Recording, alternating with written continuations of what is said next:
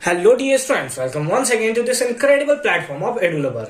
Class 12 chemistry sample paper के question number 7 के solution के साथ हम पहुंच चुके हैं। अगर इसे प्रीवियस वीडियो आपने अभी तक नहीं देखा है, यानी कि क्वेश्चन नंबर 6 का सॉल्यूशन आपने अभी तक नहीं देखा, साथ साथ आने वाले वीडियोस का भी सॉल्यूशन आप देखना चाहते हैं, तो कंप्लीट प्लेलिस्ट का लिंक मिलेगा आपको डिस्क्रिप्शन में।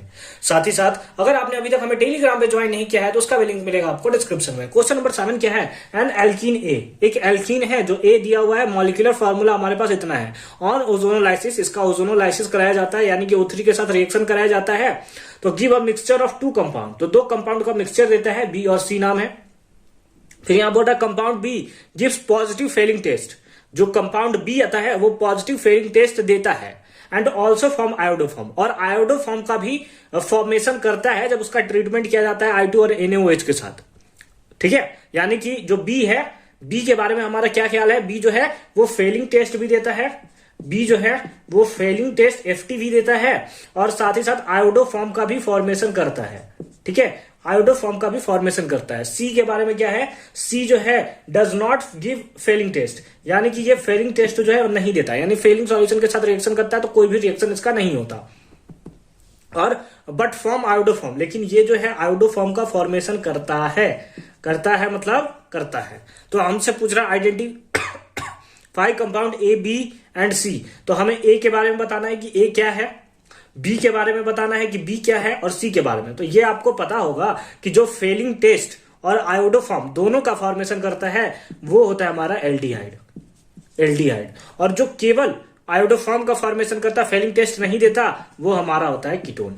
क्या होता है? कीटोन। ठीक है, यहां से हमने मोटा मोटी समझ लिया, क्योंकि हमें आगे बोला है write the reaction for ozonolysis, तो हमें तो रिएक्शन तो लिखना ही पड़ेगा। And formation of iodoform from B and C, और उसके साथ साथ फॉर्मेशन भी हमें बताना है कि आयोडोफॉर्म से। तो हम लोग एजो मतलब क्या बोलते हैं, एजोटाइप टेस्ट में बोल रहा हूं कि हम लोग इसका भी देखेंगे, फेलिंग टेस्ट का भी रिएक्शन हम लोग देख लेंगे कि कैसे होता है। ठीक है, और कैसे वो रिएक्शन नहीं करता है।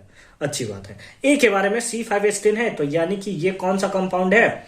ये कंपाउंड है आपका कुछ ऐसा 2 मिथाइल ब्यूट 2 इन। ठीक है, 2 मिथाइल ब्यूट 2 इन। ठीक है, यहां पे H भी रहेगा।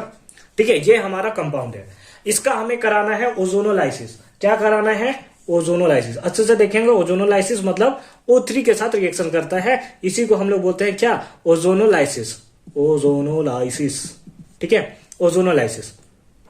अब ओजोनोलाइसिस तो ये 2 पार्ट में चेंज हो जाता है हम लोग का। ठीक है, कुछ इस टाइप से आपको देखने को मिलेगा कि सी जो रहता है, थोड़ा नीचे बना देता हूं मैं, ये C और C ऐसे ही रहता है, यहां पे आ जाता है O और एक O इधर। जो ओजोन वाला O3 है कुछ इस टाइप से रिएक्शन कर लेता है हमारा। ठीक है, इस टाइप से रिएक्शन कर लेता है, मतलब ये दोनों बॉन्ड ब्रेक हो गया, और यहां के प्लेस पे क्या आ गया? O3 आ गया। इधर CH3H है तो इधर लिख लीजिए H, और इधर बन जाएगा क्या? CH3। साथ ही साथ ये कार्बन यहां है, इधर CH3 इधर CH3, तो इधर लिख लिया हमने CH3 और इधर लिख लिया हमने CH3। ओजोनोलाइसिस में आप पढ़े होंगे तो बहुत अच्छे से समझे होंगे।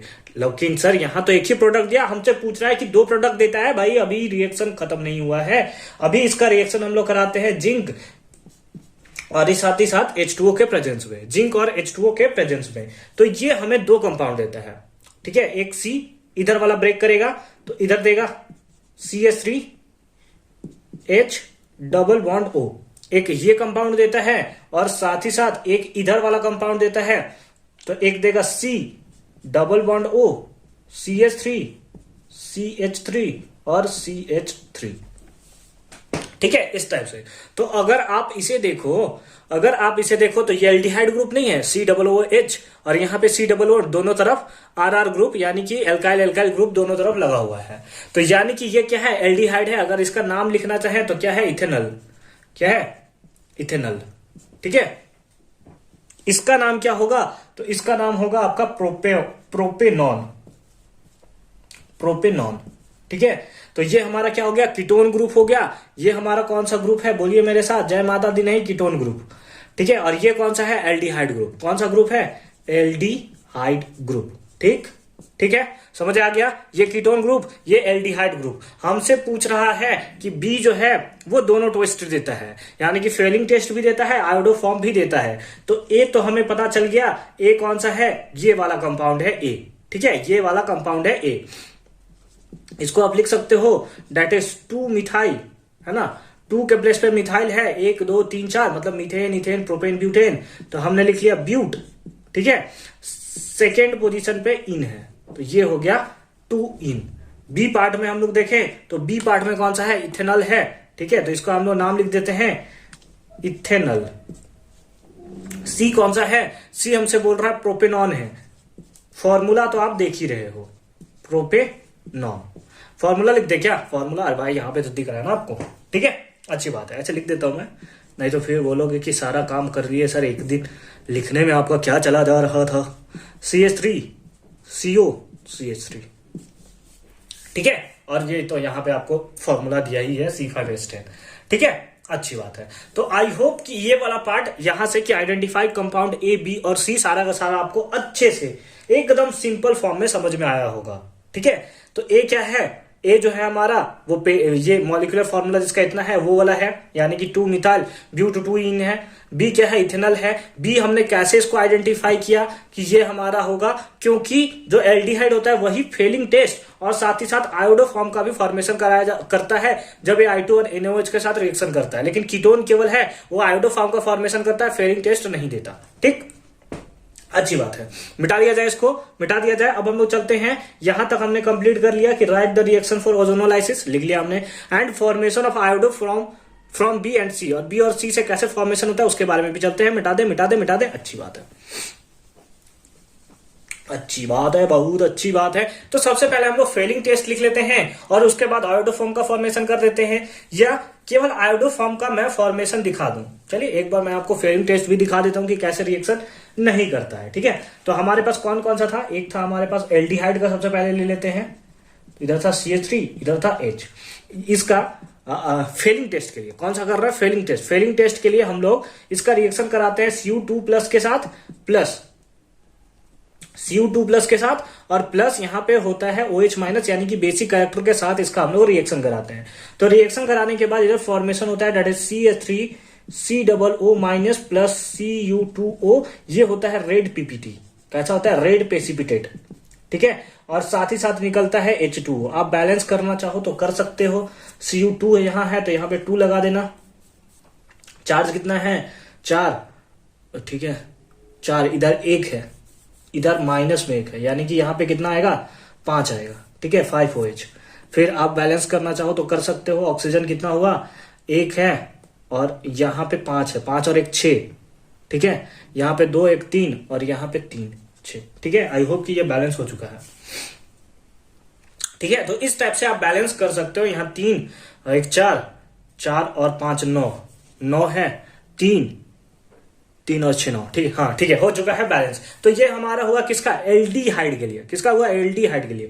लेकिन अगर यही कीटोन अगर हम लोग लिखें, जो अभी फॉर्मेशन हुआ था CH3 ये कीटोन है, अगर इसका हम लोग Cu2+ के साथ रिएक्शन करते हैं प्लस OH के साथ, 2+ बैलेंस तो होता नहीं है तो बैलेंस के लिए है ना ये, OH के साथ, तो यहां पर कोई भी रिएक्शन नहीं होगा, कोई भी reaction, no reaction takes place. ठीक है, यहाँ पे कोई भी रिएक्शन नहीं होता।